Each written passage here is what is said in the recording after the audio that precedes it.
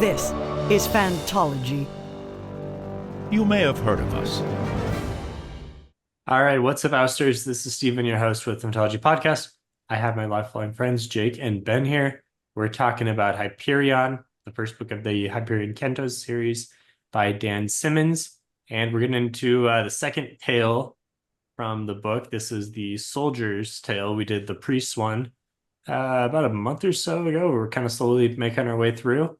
At Jake's behest, there's kind of some backstory to us reading it. If you want that, go check out our first video, but we're not going to recap that here. But we are gonna, we're gonna jump in. Yeah. So initial thoughts, Ben. Again, check out that first episode, but Ben is the catalyst for us reviewing these. So yeah, initial thoughts. I enjoyed it, not as much as the Priest Tale. But I did enjoy it. It felt a lot more abstract to me. Like it felt like I was always a little bit off base as to what was going on compared to the first one, where it's much more like narrative, like going through a single like plot development the whole time. Whereas this time it kind of said like, okay, now here's this like broad conflict, and then we're gonna jump to this broad conflict, and there's like different things happening, but the same guy, and you know what I mean? So I felt like it was less character and plot driven and more just like world driven, if that makes sense. yeah. So What were your thoughts, Steven?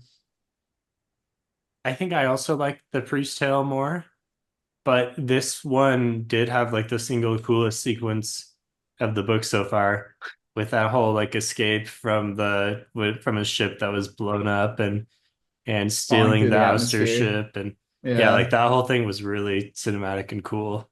man, for a Yeah. second I thought Steven had just like gotten really into smut. That also Is- happened. The single coolest scene of I think for some people it's the single coolest. I don't know. Yeah, we'll get to that part. But yeah, there's way more action, all forms of action, I should say, in this story compared to the Priest Tale. Um, it felt and like it almost felt like Ender's Game at times. I don't know if you felt like that with his like battle simulations and stuff. Like Yeah. I mean different, but I could see like Ender's Game drawing from this a lot. Yeah, I think, man, I'm so bad at the timeline. I don't know which one came out before the other. But yeah, like the idea of using simulations for training.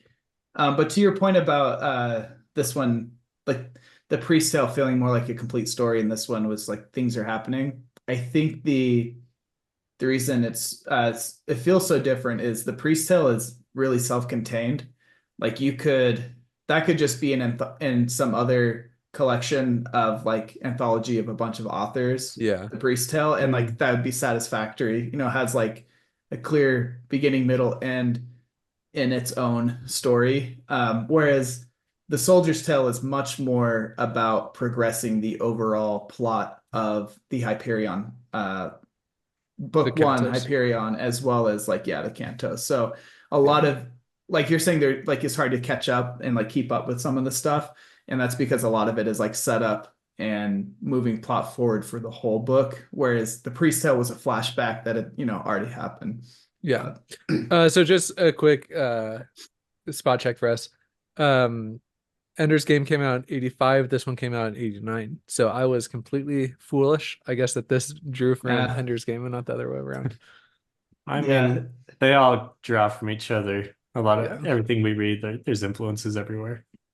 I will say, not as much this story, but I'm reading Neuromancer right now, and the more I read that, the more I feel like a ton of Hyperion takes from Neuromancer, as well as Dune, like a love child of those. I also the escape scene reminded me a lot of like scenes there in The Expanse. Did you feel like that too? Yeah. So I felt like the whole idea of the ousters feels very like it could like akin to the Expanse universe. You know, people living like, what are they called in the Expanse? The rim worlds, not the rim worlds, but is it just the rim? The Rim. I think it's The Rim. Just the rim, yeah. Um, but yeah, this I mean this I think RimWorlds might be Red Rising. is that Could, yeah, I'm could be. conflating Yeah. all my science All the fiction. sci-fi. I'm trying to keep Yeah. up. You guys officially read more sci-fi than I do. Yeah. Yeah. But you are becoming your baptism by fire with Yeah, you're Hyperion. slowly So I've read a lot of sci-fi this year actually. You're yeah. reeling me in. Yeah. Yeah. Um, but yeah, so I mean the should we give like a recap of like the overall like plot structure and then dive into the parts we thought were Hmm. most Yeah, intriguing? yeah. So it's following Fedman Kassad, um, and he is Palestinian, and there's like part of the world building is after wars and stuff on old Earth, and then I think they call it the big mistake or whatever, where the Earth like at this point we know old Earth is gone, so people were leaving Earth, and it seems like most of the Palestinian um, community settled on Mars, and so that's where he grew up as a Martian, which has slightly less gravity than Earth. Well, I don't know how much less, but it has less, and so he's described as being a little taller and wirier for that reason. And um, yeah, he joins a military school, and so you get to see like the main things that happen is him meeting Moneta during these battle simulations. And then I feel like the story focuses on that as well as his actual military um, like excursions, military operations, and then at the end, those two things like meet at the end, where during like his part of his military real life operation, not just in the simulation, Moneta appears, and we get another appearance of the Shrike. We got a hint of the Shrike in the Priest Tale, like you just see him there, and he's spooky. But this time we get to see him more in action. What did you guys think about um, our metallic friend? Yeah, so are we allowed to theorize right now or no? I mean, Yeah, obviously, Jake, yeah, you've read, Steven, you haven't. Here's the thing: when Kassad and it's Monet, right? Moneta. Moneta. Moneta. Yeah, When they enter the time tombs, Moneta puts like a steel suit on him, right? Like, yeah. It's like it looks like a liquid metal like skin yeah. tight thing. Yeah, And it's also like when he's kind of in the time tombs, like freaking destroying the ousters. I mean, he talks about having kind of the ability to control time a little bit, like it can go faster or yeah. slower. So, Stephen, what do you think about the idea that the Shrike is just like a person that has like mastered the time tombs? Like he's in a Mm, metallic suit. He's, like I don't know. has The these Shrike powers of seems like more than a person. but I'm like just I don't know. I'm getting the vibe that it's like this it, de it singular definitely entity. it definitely comes across as like other other like whether other that's like species, yeah. just like Yeah. not it comes across as like not Yeah. human, like it doesn't react in a way that appears human, and Well, but yeah, but if you're the that's the ousters, way it's you'd coming think the across. same thing as Kassad, like about Kassad when, like he's, you True. Yeah, know, yeah. Yeah. so That's a good call out. I don't know. I And same with I Monet. don't know. I mean, that would suggest that there could be more Shrikes if people master this like silvery liquid metal thing, and that allows you to control time, something like that. And then you can like grow these abilities in the area. I don't know. That it doesn't feel right with what we've read so far. The Shrike, What's yeah, your like Jake said, I think that's a good way to describe it. The Shrike seems like more other, less just far away from humanity. Yeah, but I mean, I guess it could also be humans from the future or what. I don't know. To me, it seems too weird that he's dressing up in a metallic Yeah. suit and then like suddenly gains the powers of the shark.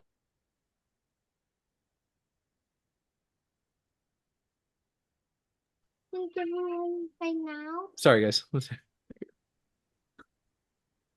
Yeah. So anyway, it feels too weird to me that he's like, suddenly dressed similarly to the Shrike and has similar powers, at least from like the time warping and like Yeah, destructive power of the Shrike. we get a lot of time manipulation, not maybe not manipulation, but a lot of like time shenanigans in this story. I feel like we learn a little more about the time tombs. They're kind of moving back in time. Moneta, it like his encounters with Moneta are kind of going backwards in time for her, right? But forwards in time for him. Like she mentions that like the previous meeting, like the meeting, his first meeting hadn't happened for her yet at the end of the book, right? Um, Yeah, which is all super trippy. Like, so basically, when they Mhm. meet in the real life, they're just like crossing like at the exact point, or what? Like, is that what we're I, to read I, into that? I think the interpretation is that she is traveling through time. Like But can she she is, she can only travel backwards though, right? um, yeah, but like the more times, like if she travels backward a year and then travels backward 10 years, for him, he's going to meet the 10 years in the past first and then the 1 year, from her starting point. Mhm. So, Is the do we know is the backwards time travel, is that only around the time tombs, or is that a permanent Shrike and Moneta state? so we know the Shrike has appeared throughout time and it's seemingly the same, like people consider it the same entity, like the Lord of Pain, or you know what I mean? So if if it is a singular Shrike, then it's either it can either just like appear in and out of like space or some sort of time thing. But and then well at the end also we see the Tree of Pain, right? And it's implied or maybe directly stated that that tree with all the people impaled on it is in the future, right? Because at the end, I can't remember who asked, but they asked Fedman after he's done with his tale, like, Right. did you see any of us on it? I think that was the And console. the console, yeah, and he said yes, but he wouldn't say who, and so that's letting everyone know that one or more of the people on that pilgrimage are going to be impaled on the Tree of Pain at some point. So yeah, Is there's lots of that like time shenanigans. I don't think, to answer your question, Stephen, I don't think it's specific to just Hyperion because Moneta appears in the simulation, you know, unless right, it might right. it might be you have to start at Hyperion, but like it can go other places. But the Shrike has only ever appeared on Hyperion, if I remember correctly, from what they've said so far. Yeah, that sounds right with what I know. Hmm. Who do you think? And Did you guys? Oh, go ahead, Ben. I was gonna ask like what you thought about the simulation. Like if you because there's a few times where he talks about the simulation feeling like more than just a simulation and feeling like it was somehow real. I mean, I don't really like under other than like the obvious like Ender's Game theory of it, right? Like where he's actually directing a war or whatever. Like, did you have any insights into that, Steven? Mm, not really. I feel like I wanted more of the simulation. I thought that part was interesting Yeah. when it first showed up, and it was like obviously real history stuff going on. I mean, I'm sure that For Kasat wanted more of the simulation too, if you know what I mean. He wanted some of that extracurricular.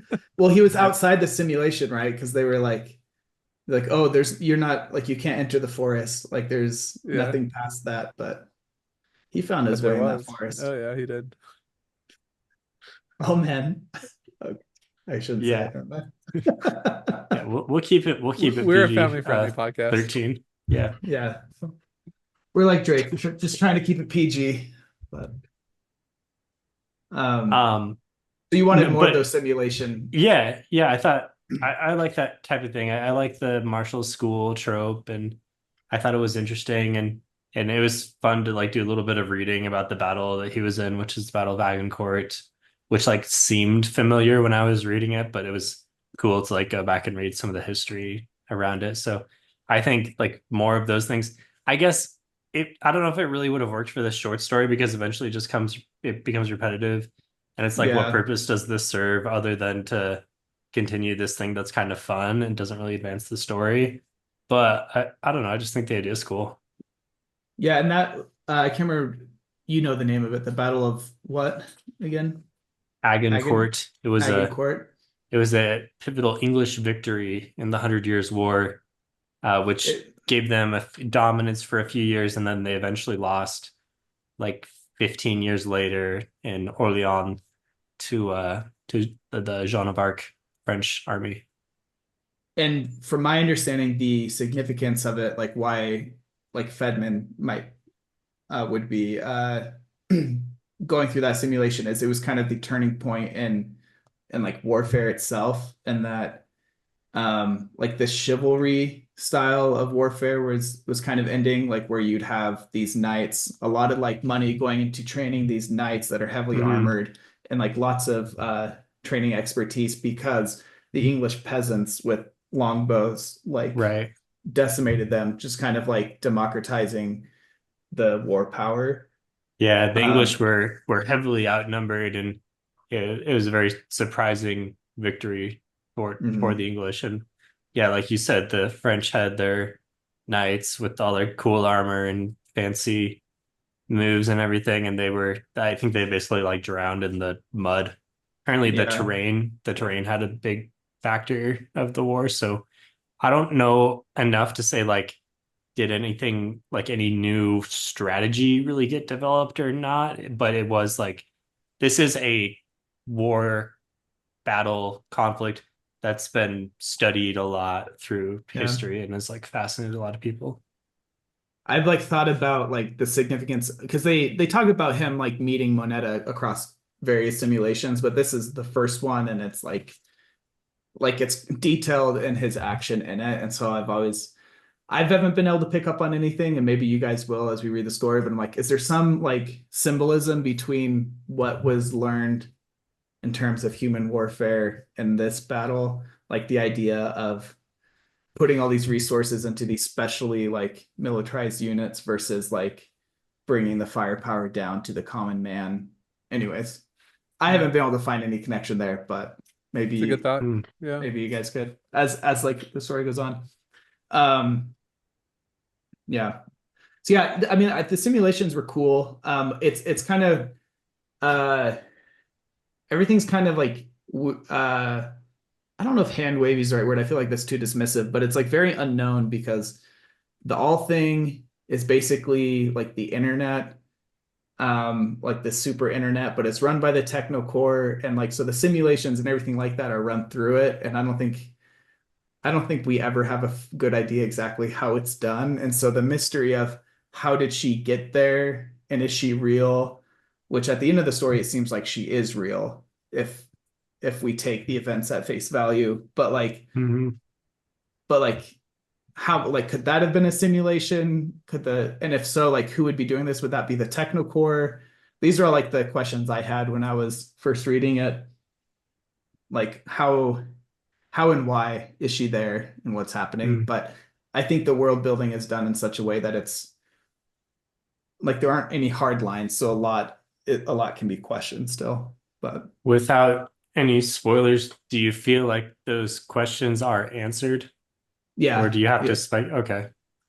For the most part, there's some things where it's like, well, how did this and not specific to the story, for example, but like you'll get a general sense of like how things were done, but not specifics. Like it's not like they're gonna hard science explain Okay.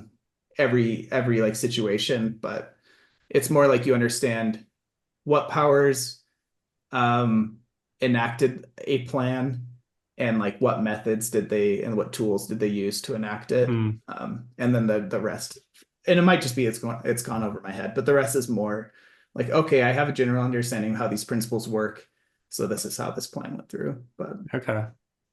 yeah, So that's good. There could be some light bulb moments for us. That's always fun. yeah, definitely. So when we started reading this, I couldn't stop myself, and I read through book 2, and the first 2 books are kind of a complete set. And I think like 90 to 95% of all the questions you have from reading Hyperion and then Fall of Hyperion are answered at the end of book 2. Okay. There's a few more that aren't answered until the end of book 4, but for the most part, I think you'll find some satisfactory endings. But so yeah, lots of violence in this. Some like weird time stuff. Or I was gonna ask about the Tree of Pain. Do you guys have thoughts as to who might be on the tree? Or is that too early No. to speculate? I mean, I kind of thought all of them were going to be besides Just all of them? the one that wasn't, because that's kind of what we're assuming, right? Is that all of them are going to die besides one that gets their petition granted. Well, they weren't dead on the tree, were they? Did they? Oh, I don't know. If somebody's impaled on a tree of pain, I assume Yeah, it that they are doesn't likely. sound good. They are Yeah. dying, at least. Perchance, yeah. I mean, they might wish that they're dead at that point. I mean, If Oh, you yeah. impaled me on the tree of pain, I'd just like to die. I should, Yeah. just I was put me just out of thinking back misery. to Paul DeRay's story, but I was gonna say Yeah. like if there's Okay, any similarity. yeah. There definitely Yeah. similar. Yeah, now that you point that out, there definitely seems to be some similarities there.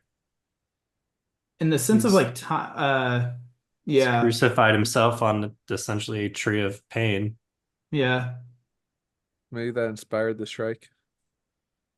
yeah. We keep hearing the Shrike called like the Lord of Pain, and yeah, Yeah. Strike's taking some notes. yeah. It's like, oh, that's a good strategy What? for getting out of this. Gotta try that on my end. That's Cool. interesting. Yeah. What if the strike, man, the more I think about it, I'm convinced that the strike is like a person that's been hijacked by the like Ousters? not by the ousters, by It was the killing. Yeah. Yeah, right. Yeah, no, yeah. what the like symbiotic like I don't know, whatever that thing was from Oh, the first story. the cruciform. Oh, the thing? cruciform. Yeah, the cruciform, like kind of found a human and hijacked it and Hmm. is going throughout I time. mean, it certainly knows about what's going on over there. So maybe the Shrike is the ultimate, like The master of the metamorphosis. cruciform, Oh, okay. or the source Yeah. of the Yeah. I mean, it did parasites, or give Paul DeRay or Father DeRay the cruciform, right? Hmm. So, Hmm. yeah, I see that like the main like my main takeaway from reading the story, what I thought was really like the thesis of it was that is it what's his name again? Fedman, what's his last name? I'm so bad with names. Kasad? Kassad, Hassad. That Fedman Kassad Kassad, that Fedman with K. Kassad's like he represents like the like a bloodlust, and so that's why I thought like the lustful aspects of the story were kind of important for like to pull this off, to show like he is like literally like lusting, Passion. like just like lusting after violence, like and violence in general. See, Like I thought that could be true when he was like in the time tombs, but like before that, it didn't seem like he was lusting for violence, right? I mean, he kind of tried alternative methods with the conflict, in like the New Prophet conflict, and then he also, like, I mean, I guess he earned the title butcher of whatever, like with the 97-day war, but it felt Yeah. like those were all like he was kind of backed into a corner. It wasn't like he was seeking those conflicts out. yeah, That's kind of it's how I took it. no, I agree. I don't think he's like the bloody nine in that aspect of like trying to put himself into positions so he can shed more blood, but just in the story, him and Moneta hook up always in the scene, like in the midst of carnage, and it's always just after a bunch of carnage. And then the pivotal moment at the end, without getting into like too much detail for you two, when Moneta appears to change into the Shrike mid tryst, Coitus. in mid coitus, and like he can't stop himself, even Yeah. though like I think that's supposed to represent like his like this like lust for violence he has, and which I think ends his character in this interesting point in his arc where he can either like lean into that, because like his whole motivation now, like everyone wants to find the Shrike to Yeah. have some like wish fulfilled, you know, like some boon granted, but he just wants to find the Shrike to kill it. And Mhm. I feel like there's like two sides of that coin. One side is he wants to kill it, and that will like maybe be him overcoming his bloodlust, you know, because it's like I feel like the Shrike represents so much like carnage that way.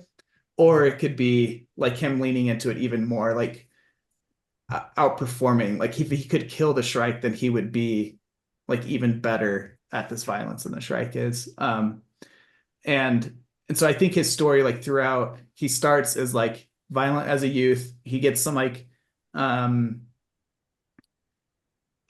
what's the word? Some discipline, some structure in the military. But then like in the Prophet conflict, he was still following the new Bushido, so he was like minimizing any civilian casualties, but it was like an unprecedented use of Yeah.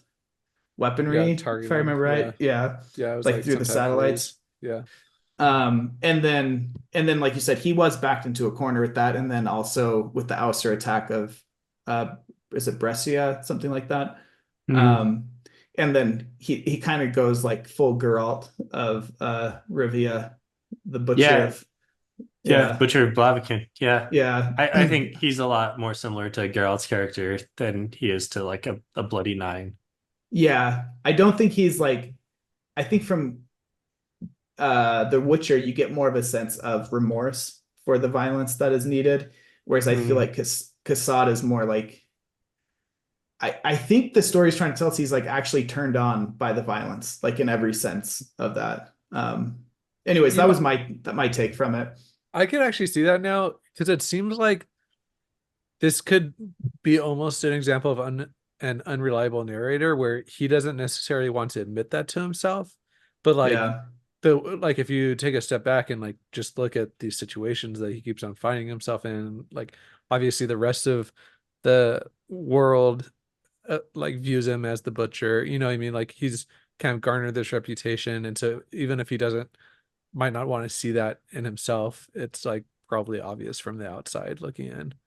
So I Yeah, could, he has that bad like tainted reputation now for like the citizens. Like that's why Gladstone was like, let him heal in that ship, like away from everybody, let it take its time so that way people can forget about what happened.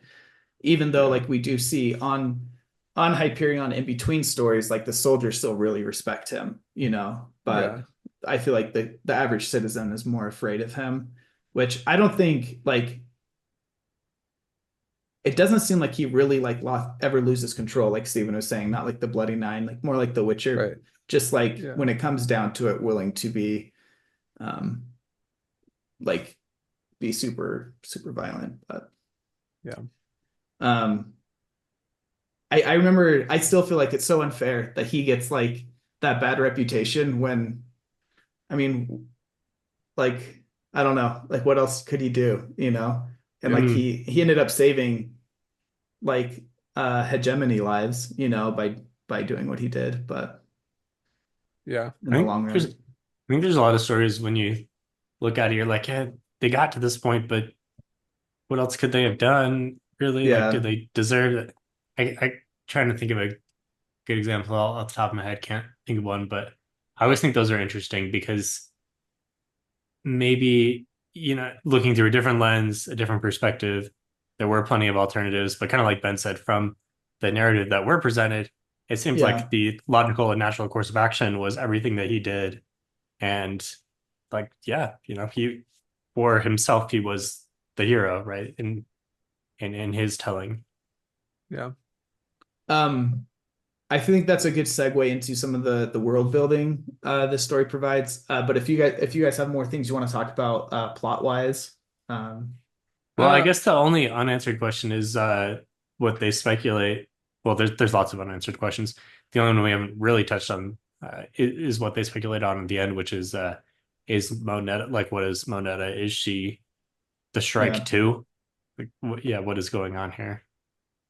Yeah, because they were present at the same time, so that would make them appear to not be the same thing. But then she Hmm. seemingly morphs into the Shrike, and then also we Almost like the know, Shrike is a normal human being that has kind of transmutative powers.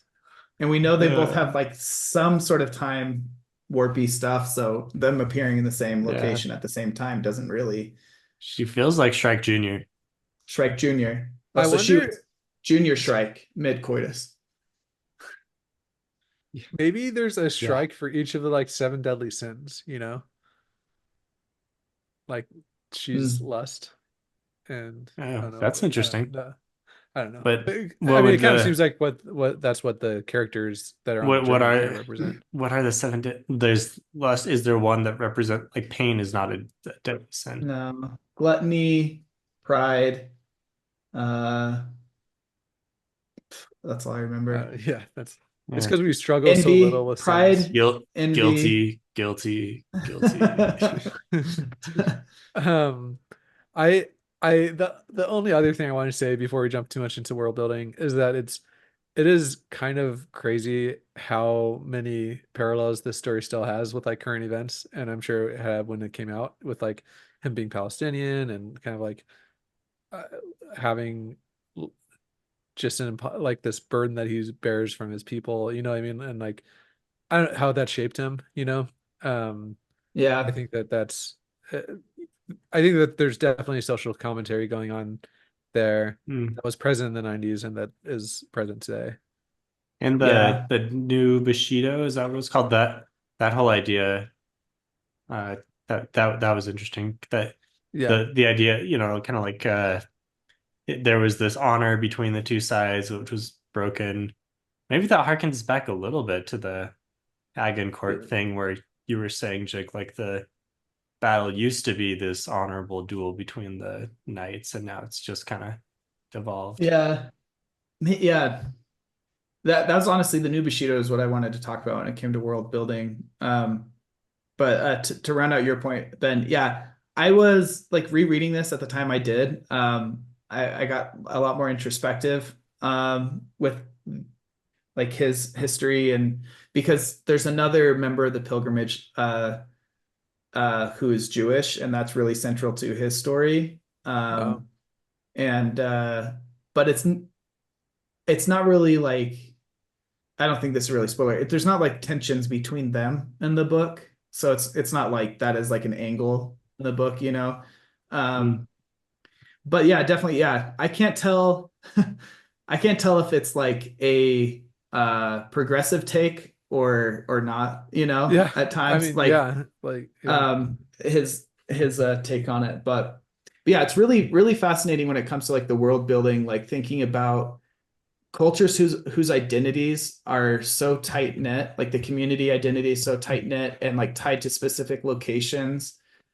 And then if the earth were to be like lost, like how would that affect your community identity, you know? Like um and how does that like change over time? That's one of the things I think Hyperion does really well, similar to Dune, is just seeing that like human cultural evolution throughout time, where things are never staying the same, so they have to change and they bump into other things and they kind of absorb and like rub off on each other. Like Bushido was like an honor code in Japan, but now it's like the hegemony standard, and this Palestinian soldier is like a big adherent to it. You know what I mean? Like just that like Yeah. as like humanity evolves and like throughout Definitely a time. big melting pot. Yeah. Yeah. Yeah. It makes me think of like in real world, it blows my mind always to think that like the hot peppers and like Chinese and like other Asian cuisine and like tomatoes that are so central to like Italian cuisine, and even a lot of like the hot peppers used in like Indian cuisine, like those are all from America, but they seem so like Yeah. So central to inherent to their to their food, and it's just because it's been so long since like those those lines of trade and communication have existed that it's like Seems like like most intrinsic knowledge. sci-fi series have this type of idea, like three body, a lot of, in the going into the future. A lot of what happens are these cultures kind of come together in different ways. Same thing happens in the Bobaverse books that Josh and I Yeah. were reading. Did you read those two, Jake? I don't remember. No, I haven't read those. Yeah. Expanse, kind of Expanse, similar. yeah. Same with Yeah. even like Fallout, the TV show. You had like kind of the Yeah. Oh cultures yeah. bumping into, and kind of trying to Yeah. preserve this certain view. Yeah, Like the I mean, Brotherhood of Steel, like how that is, yeah. Hmm. But yeah, the new Bushido, and like this, that's really central to this story because it is like a military doctrine. And my basic understanding of it, let me know if you guys remember more, was basically that instead of doing all out war between parties, it's basically like you pick your soldiers, and we will fight, and then it'll be over, and like no civilian yeah, damages, like no casualties. it's Um, almost like a game of Risk almost. Like, yeah, yeah. And that's like the two examples where that's pushed is like the prophet I don't know what to call it, like insurrection, rebellion, or whatever. the And new then prophet, yeah, the like new the yeah, prophet. yeah, And then the ousters were not obviously playing by those rules because they aren't part of the hegemony. So they yeah, like um and then it was with the ousters specifically where he had to like realize if they're not playing by these rules, like I can't like keep yeah. myself playing by these rules. But yeah, I just think that's really, really well done world building to like establish this like baseline culture and then use that as like character development, with Hmm. him needing to break it. Yeah. But the Same new thing. Bushido, Same kind of things going on in House of the Dragon right now. yeah, yeah. Dang, House of the Dragon is so good. Man, I'm 1 week behind right now. It's Oh, a big week you're behind on right It's now. you always a gotta big watch it. week when I'm behind. All right, it's always a big week. This week's bigger than usual. Okay, well, It was the mid-season finale, right? So of course it's gonna be bigger than everything but the last one. Um, but yeah, it kind of reminded me of Dune, like the Orange Catholic Bible, and Dune like establishes a lot of like precepts that humanity has to follow with like the no AI, but also I don't know. It just kind of reminded me of that. And then I do not remember that. I don't know if they mention it in the I in don't the remember it either. I movie, was trying to act like I do, but but what I Poser. what I like about it is it's like the in Dune, the Empire's like uh sacred text is called the Orange Catholic Bible. That's like definitely, Catholic, has some like Christian roots, but also like the main commandment from it is thou shalt not make what is it? Thou shalt not make a machine in the likeness of a human mind. Like that's the number one commandment. And so just so it has like names that are reminiscent to us, but those names mean like very different things in the future. And that's kind of like what the new Bushido Hmm. is. But um we also get to see the ousters for the first time. Really? What did you guys yeah, think about that? they got the tails. Yeah. That was interesting. Do Yeah, we I mean, do we sorry. see one outside of a suit at all? Or just in suits? I think that they Doesn't describe their he bodies kill one as and like take it out of the suit and he gets in the suit to Oh, that's escape? right. Yeah. yeah. Yeah. But I And mean, so I feel like it's just pretty brief. Like they're kind of lankier, skinnier, but and they have a tail. That's kind of what I got out of it. yeah, I imagined them like inhumanly, like more inhumanly lankier. I think that I can't remember if the tail is genetic or just part of the suit. Oh, it could just be part But of the suit. but yeah. I So felt like it they was I felt like it was genetic because the tail was an encumbrance for him because he had no such appendage okay. in which Okay. to, use Yeah. it. Yeah. But yeah, I like the idea that like there's a woman in the pilgrimage Oh my gosh, I'm so bad with names. I got nothing for you this time. Man, I'm so annoyed that I can't remember her name, but she's from Brissia, however you say the planet's name, which has a lot more gravity, and so she's shorter and stockier and has more muscle Hmm. mass compared to Fenmin Kassad, who's from Mars and is kind of the opposite. And then the Ousters are like the extreme of that, because they are like they live in like deep space, and so there's like almost no gravity affecting them, and so it's like what I don't know, it's just a fun thing to think about, like how would humans like change over time if gravity wasn't a constant constraint on Yeah. them. Um I like these but episodes, yeah. Jake. We get to peer into your mind a little bit. Yeah. These are the types of thing that Jake was thinking about in high school while we were all just like doing Or our this crazy this stuff. is the meme. This is the meme with the husband and the wife, where the wife is like, what is he thinking about? And Jake's over there thinking about what would humanity be like if we developed in deep space? That's like the crux of good sci-fi to me though. It's that like what if, Yeah, like Yeah, for but yeah. sure. and It I all think the it all Oust it all works together. There's you know, the world building connects to the characters and it connects to the society and it all feels like yeah. a functional thing that could work in real life if real life was like this. Yeah. Yeah. And then the other importance of the Ousters is uh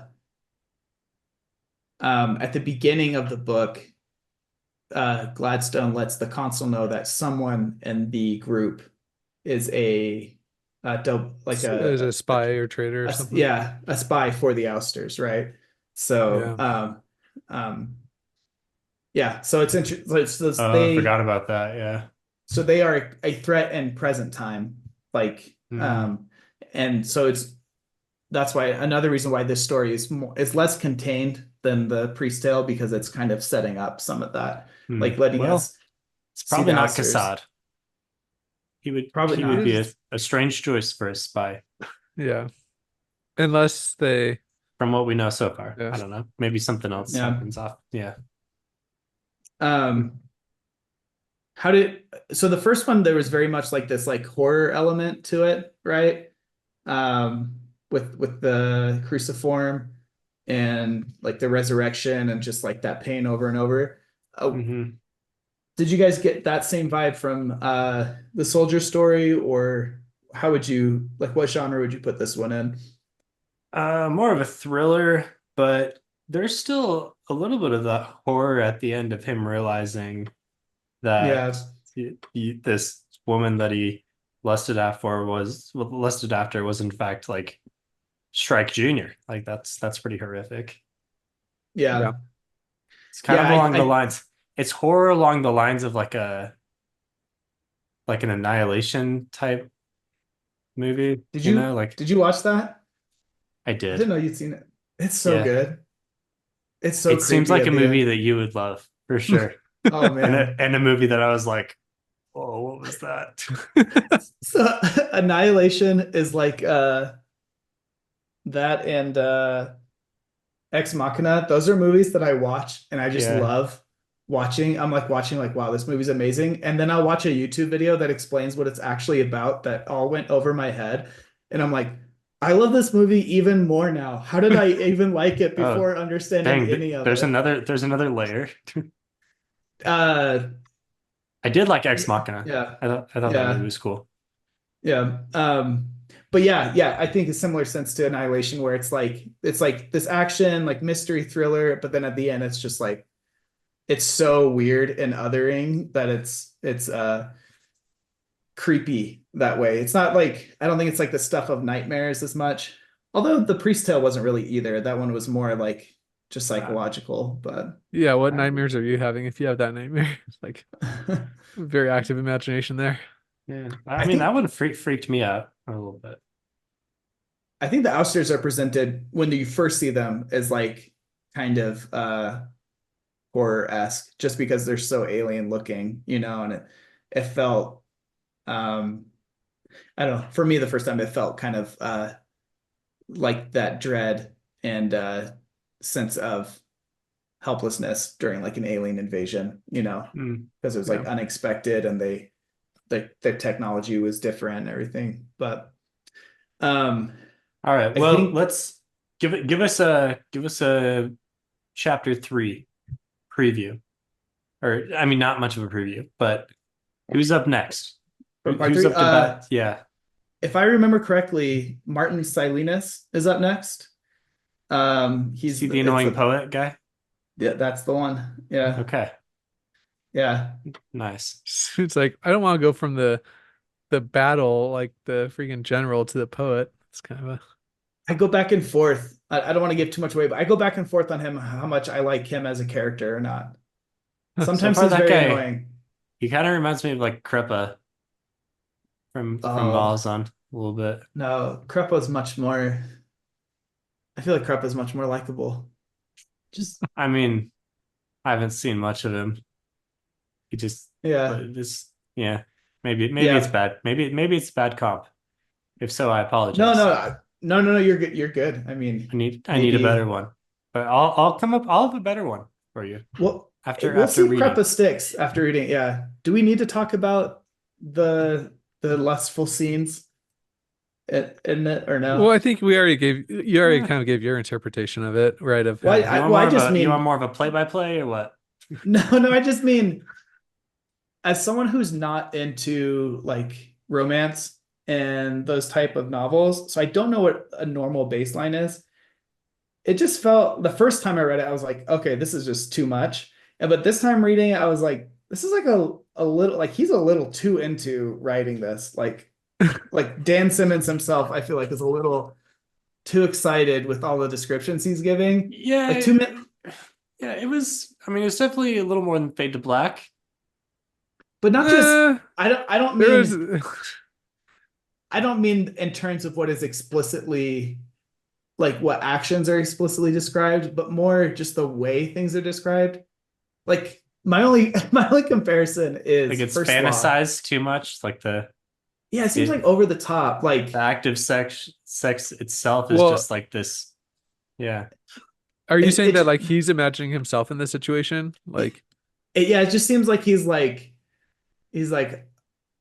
just turning himself on, like trying to yeah. turn himself on by writing it. Uh, Where and again, I don't have a baseline for like what like romance is, like this type of romance is in novels, so maybe this is status quo. My only comparison is First Law, and those are not written, those No. are explicit, but they're not written in this way, if that makes Yeah. yeah. sense. We got to Have you compare seen it to that? the Fourth Wing books. What's going on over there? I Yeah, haven't have you read seen that those. trend where it's like, what's your husband's favorite book? And there I was like, Akotar. No, I haven't. I didn't. I read the first book and like the first few chapters of the second book. I didn't think there's anything nearly this explicit in that. Uh, Was there? I don't yeah. know. Ben read more. He kept on reading. How Well, I many? don't know. How many did you finish No, book I think two? I think I finished book 2, yeah. Maybe But I didn't get to that part. no, I feel like you did. Um, I feel like it was just, I don't know. I feel like those books are almost more like sensual versus like this is just like very, just carnal. yeah, carnal and very like matter of fact almost. And that almost makes it Yeah. more explicit, if that makes sense. Like, It's like, yeah. is it like almost male perspective versus female perspective in terms of the writing, Yeah. the But authorship? yeah, That's kind of. that's what it Yeah. was. That's what I thought. That was my critique of Hyperion's sex scene so far. This time around reading it, like it went from being like first time reading, I was like, this is just too explicit to I think I think it might be Dan Simmons himself writing this that is bothering me. And I think the fact that the Akatar scenes I read did not make me feel that same way. It must be the Yeah, but I mean, one was the whole like, I mean, it's kind of comparing. First of all, I agree to an extent, but I feel like there's like imagine if a romance book tried to write a sci-fi scene. Like obviously, like romance scenes are not Dan Simmons's specialty. You know what I mean? yeah. It's like so. I feel like what Yeah. I mean, how many scenes has Sarah J. Maas written that she's like kind of figured out the special sauce in there a little bit, you know? All right, listeners and viewers, let us know. Those who have read Yeah, Hyperion, was what this Venn diagram, was what this overlap is this? How many was this a miss by Dan Simmons? Just not enough experience? Was this status quo for these types of sex scenes? Or was there some sort of like literary intent behind the way these are described that is meant to be off-putting some way? Or yeah, what other option? Let Yeah, us I don't know. know. I feel like those are the Yeah, that, and you know what, that can count as our worst of the best for sure of this. yeah, yeah. We haven't done that for a while. Well, We Well, haven't. we just did it. well, Thanks, Ben. I think we got to close there, as Jake admits that Akatar is in fact better than Hyperion. Didn't think I'd hear that, but it's documented, so you're on record for that. Sorry, buddy. If you like what we're doing, you can join our Discord. Invites are in the episode description below. We'll keep on going with Hyperion. If you want to give us feedback or whatever, join Discord and let us know answers to these deep questions that are Yeah, in fact, we keeping actually us got awake at really night. good. We got really good feedback on how the internet was created in the 90s and stuff after Yeah. on Discord after our last episode. So Yes, that we was did. very insightful, and I'm hoping for more insightful comments here. Nice. All righty. See you guys. See ya.